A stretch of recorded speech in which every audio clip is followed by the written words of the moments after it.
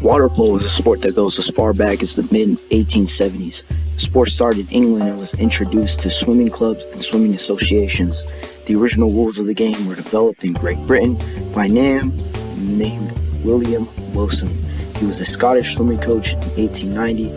The first water polo match took place between two national teams. The Scottish won 4-0 against the English team in Kensington.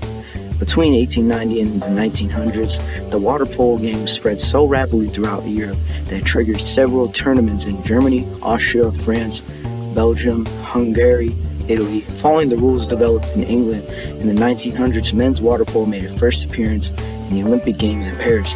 The second edition of the Olympics to represent the country were team clubs from all around the world. The sport is now widely popular around the world. Many countries play the sport, and many high schools have boys and girls water polo teams. What we have here is our famous water polo athletes. So, what's your name? Ian. What's your name? Sam. Mitchell. All right. Nice to meet y'all. So, we got a couple questions. How long you been doing water polo? For like 2 months. Okay, how about you? 2 years. How about you? 3 years. 3 years. That's impressive. So, why did you do water polo? My brother got me into it. My sisters got me into it. My friend Mitchell got me into it. That's cool. On a scale of 1 to 10, how hard is water polo? About like a 34. 9.5. It's a good 10. So, what's your position? I play whole set. Okay. Flat or 2 and a 4. Uh-huh. Whole set or flat. Okay. So, all I gotta say is, do you have any advice for people who want to do water polo? Don't quit the first week. Mm-hmm. Give it at least 3 weeks. Try your hardest no matter what. Okay. Well, that concludes our interviews with these water polo players. They got a game on Thursday.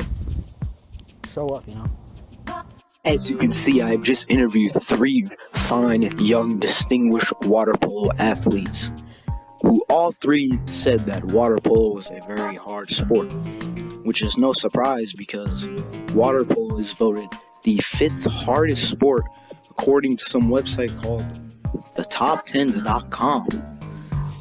Is just behind figure skating and is in front of hockey.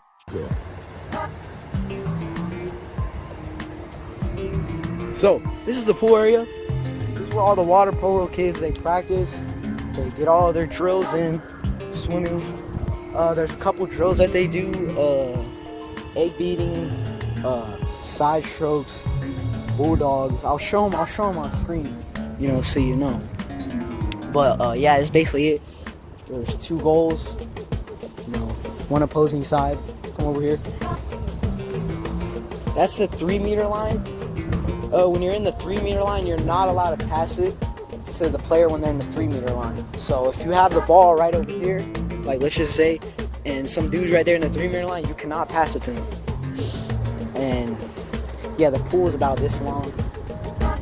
Right now it's raining, but they still practice in rainy weather. But yeah. But before we conclude this documentary, we need to go over fun facts about water polo. Fact 1. The average water polo player swims about 1,600 meters in the game. Fact 2. Water polo is among one of the fastest growing high school sports in America. It ranks 6th for boys and 5th for girls according to the National Federation of High Schools. Fact 3. Blood in the Water match, or what is referred to, was a water polo match between the Hungary and the USSR at the 1956 Melbourne Olympics. The match took place on the 6th of December 1956 between the background of the 1956 Hungarian Revolution. The Saw Hungarian defeated the USSR 4-0. The name was coined after Hungarian player Irvin Zador emerged during the last 2 minutes with blood pouring above his eyes after being punched by a Soviet player, Valentin Prokopov.